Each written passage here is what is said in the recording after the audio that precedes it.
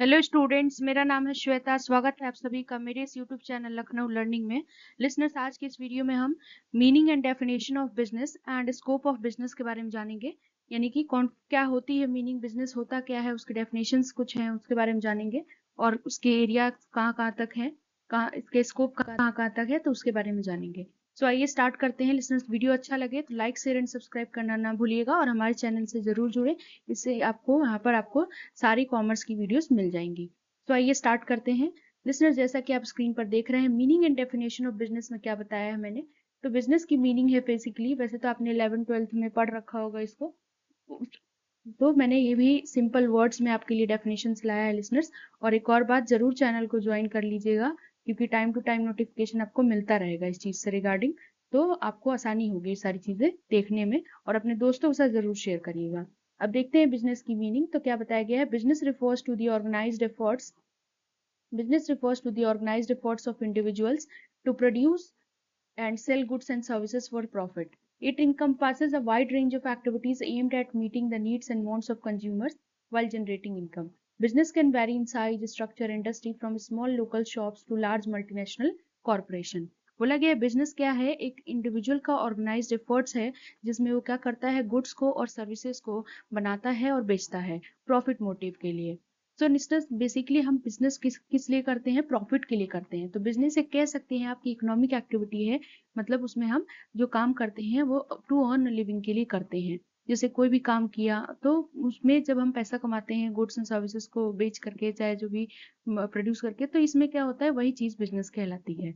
बोला गया इसमें बहुत तरीके की एक्टिविटीज हैं, जैसे कि जिनका मेन एम यही होता है कि कैसे कस्टमर्स के क्या करें, नीड्स एंड वांट्स को, आवश्यकताओं को, इच्छाओं को पूरा किया जाए, और जनरेट मतलब इनकम जनरेट करके। बोला गया है कि हम जब वांट्स, बेसिकली बिजनेस जब आप करते हो तो कंज्यूमर्स की नीड्स एंड वांट्स पे फोकस करते हो, तभी तो आप इनकम जनरेट कर पाओगे। तो बिजनेस देखिए डिपेंड कर सकता है उसके साइज पर, यानी कि छोटा है, बड़ा है, मीडियम है, स्ट्रक्चर पर, इंडस्ट्री कैसी है, लोकल शॉप्स है कि लार्ज मल्टीनेशनल कॉर्पोरेशन है, तो ये डिपेंड कर सकता है कि किस तरीके का आपका बिजनेस है। तो ये मीनिंग और डेफिनेशन की बात रही। अब कुछ की डेफिनेशन में काफी चीजें दी हुई हैं, जैसा कि आप लिसनर्स देख सकते हो स्क्रीन पर। तो मैं इसको हाईलाइट करती हूँ। की डेफिनेशंस में सबसे पहला आता है बिजनेस एक्टिविटी।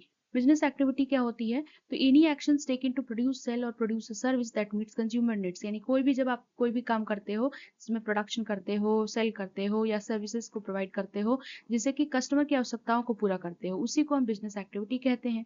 नेक्स्ट आता है हमारा प्रॉफिट, यानी कि कुछ, नेक्स्ट हमारा है प्रॉफिट। लिसनर्स देखिए, बिना प्रॉफिट और के आप बिजनेस चला ही नहीं पाओगे। तो मतलब क्या है कि प्रॉफिट यानी financial gain achieved when revenue exceeds cost and expenses. Financial gain तभी आपको होता है जब हमारा जो इनकम है वो कॉस्ट से और एक्सपेंसेस से, यानी जो लागत लगी है और जो खर्चे हुए हैं उससे ज्यादा होता है, तभी हमें गेन होगा, यानी प्रॉफिट होने वाला है। नेक्स्ट आता है तीसरा point, goods and services. Goods are tangible products while services are intangible offerings that products provide value to customers. बोला गया है कि गुड्स क्या है, टेंजिबल प्रोडक्ट्स है। मतलब क्या है टेंजिबल, मतलब which can be seen and touched, यानी कि जिसको हम छू सकते हैं, देख सकते हैं। तो कोई भी गुड्स वो प्रोडक्ट हो सकती है, लेकिन सर्विसेज इनटेंजिबल होती है, ये हमें दिखता नहीं है। जैसे मान लीजिए टीचर अगर अपने स्टूडेंट को पढ़ा रहा है, तो क्या हो रहा है, ये इनटेंजिबल है, हम इसको क्या टच कर सकते हैं, नहीं कर सकते। तो मतलब क्या है कि ये इनटेंजिबल ऑफरिंग्स होती है, सिर्फ हम इसमें देख सकते हैं कि हाँ ये चीजें हो रही हैं। That provide value to the customers, यानी जो कि एक वैल्यू देती है कस्टमर को, तो वो चीज होती है। नेक्स्ट बात कर लेते हैं लिसनर्स, स्कोप ऑफ बिजनेस के बारे में। तो स्कोप ऑफ बिजनेस के बारे में वन बाय वन डिस्कस करेंगे, यानी कि स्कोप कहाँ कहाँ तक है इसका। तो बिजनेस के स्कोप के बारे में बात कर ले लिसनर्स, दिया हुआ है, the scope of business refers to the range of activities, functions and markets that a business can engage in. It includes, बोला कि जो स्कोप ऑफ बिजनेस है उसमें बहुत सारी एक्टिविटीज आती हैं, बहुत सारे कार्य होते हैं, इसमें मार्केट भी है जिसमें बिजनेस को इंगेज रहना पड़ता है। इसमें क्या क्या चीजें इंक्लूड होती हैं, तो सबसे पहले हम बात कर ले टाइप ऑफ बिजनेसेस की, किस तरीके की बिजनेस इंक्लूड है। तो आप देख सकते हैं लिसनर्स स्क्रीन पर, पहला आता है हमारा मैन्युफैक्चरिंग, यानी कि मैन्युफैक्चरिंग में हम क्या करते हैं, चीजों को बनाते हैं, गुड्स को प्रोड्यूस करते हैं, गुड्स को बनाते हैं, प्रोडक्शन करते हैं। दूसरा आता है रिटेल तरीके का, कर सकते हैं आप। तो इसमें क्या होता है, retail selling products directly to customers, यानी कि कंज्यूमर्स को हम डायरेक्टली इसमें क्या कर सकते हैं, प्रोडक्ट्स को बेच सकते हैं, वो होता है रिटेल। तीसरा आता है हमारा सर्विस, यानी सर्विस में क्या बताया गया है, सर्विस में बताया गया है offering intangible benefits like consulting और रिपेयर सर्विस। मतलब इंटेंजिबल बेनिफिट्स को प्रोवाइड करना, कंसल्ट करना, रिपेयर सर्विस प्रोवाइड करना, तो वो चीज होती है। यानी सर्विस आप लोग को मैंने पहले बता दिया।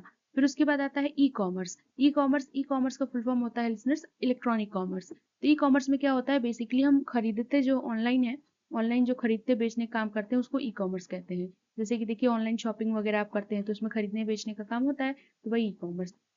अब बात कर लेते हैं, दूसरा पॉइंट है हमारा मार्केट रेंज। मार्केट रेंज में क्या बताया गया है, तो मार्केट रेंज आपका लोकल, रीजनल, नेशनल और इंटरनेशनल हो सकता है। यानी लोकल लेवल पे भी आप बिजनेस कर सकते हो, रीजनल लेवल पे भी कर सकते हो मतलब एरिया वाइज, नेशनल पे भी कर सकते हो और इंटरनेशनल मार्केट पे तो आप कर ही सकते हो, एक्सपोर्ट इम्पोर्ट जो हम करते हैं। फिर आता है हमारा थर्ड पॉइंट।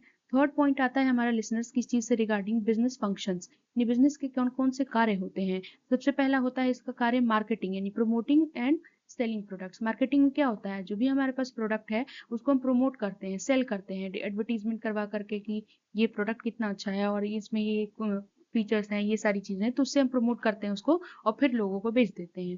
फिर उसके बाद आता है हमारा दूसरा जो टॉपिक है, यानी कि दूसरा जो पॉइंट है फाइनेंस। फाइनेंस मतलब कि जो मनी से रिलेटेड हो, मैनेजिंग मनी एंड इन्वेस्टमेंट, यानी कि मनी को मैनेज करते हैं, इन्वेस्टमेंट करते हैं। तीसरा ऑप्शन आता है ऑपरेशंस। ऑपरेशंस में क्या बताया गया है लिसनर्स, कि ओवरसीइंग, ऑपरेशंस बताया गया overseeing productions and service delivery, यानी प्रोडक्शन को देखते हैं, सर्विस डिलीवरी को देखते हैं, क्या क्या काम हो रहा है। चौथा पॉइंट आता है हमारा ह्यूमन रिसोर्स। जिसमें हम सब को पता है कि देखिए कोई भी ऑर्गेनाइजेशन तो बिना ह्यूमन के तो काम होगा नहीं, तो ह्यूमन भी एक रिसोर्स है अगर वो वहाँ पर अपनी स्किल नॉलेज को अप्लाई कर रहा है तो। Managing employ relation and development, इसमें हम क्या करते हैं, एम्प्लॉय के रिलेशन की को मैनेज करने की बात करते हैं कि कॉपरेशन हो ऑर्गेनाइजेशन में उनके बीच, और उनका डेवलपमेंट की भी बात करते हैं। नेक्स्ट पॉइंट आता है हमारा फोर्थ। फोर्थ पॉइंट आप देख सकते हो दिया हुआ है इंडस्ट्रियल सेक्टर्स। इंडस्ट्री सेक्टर्स में क्या क्या होता है, तो प्राइमरी, सेकेंडरी एंड टर्जरी, तीन तरीके की इंडस्ट्री होती है लिसनर्स। जब मैं टाइप्स ऑफ इंडस्ट्री डिस्कस करूंगी तो उसमें बताऊंगी। तो प्राइमरी इंडस्ट्री जिसमें रॉ मटेरियल से रिलेटेड बात होती है, मतलब बेसिकली नेचर जो मिली हुई है। सेकेंडरी मैन्युफैक्चरिंग से रिलेटेड, जो कंस्ट्रक्शन वर्क से रिलेटेड वो सारी चीजें होती हैं। टर्जरी को सर्विस सेक्टर कहते हैं। तो ये सारी चीजें इसमें आती हैं।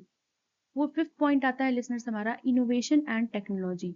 इनोवेशन एंड टेक्नोलॉजी की बात करें तो इसमें क्या है, इनोवेशन एंड टेक्नोलॉजी में अगर आप देखें, इनोवेशन एंड टेक्नोलॉजी में तो क्या दिया हुआ है, इनोवेशन मतलब नए आइडियाज को जनरेट करना और टेक्नोलॉजी मतलब अपनाना।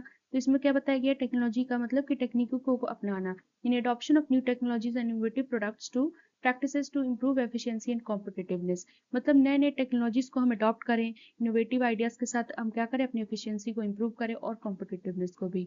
तो लिसनर्स ये कुछ एरियाज थे, आई होप आपको क्लियर हो गया होगा। Thank you for listening me. Thank you.